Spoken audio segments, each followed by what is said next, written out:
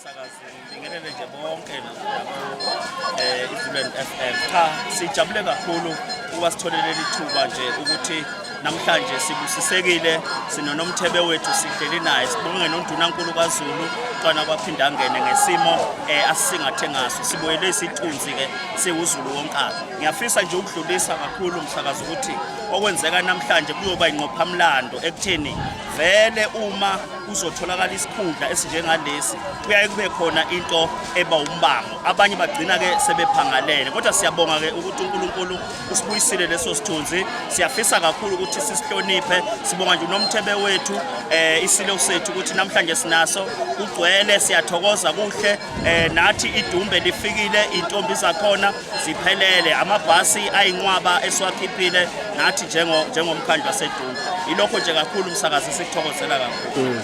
Yafisa sidlule kule ndaba ekutheni nathumela amakhosi ukuthi abengxenye ecazulula kakhulukazi izinto ezayishiwo ubhusha ngesikhathi evakashele eDumbe ungadlula khona Mhlonishwa.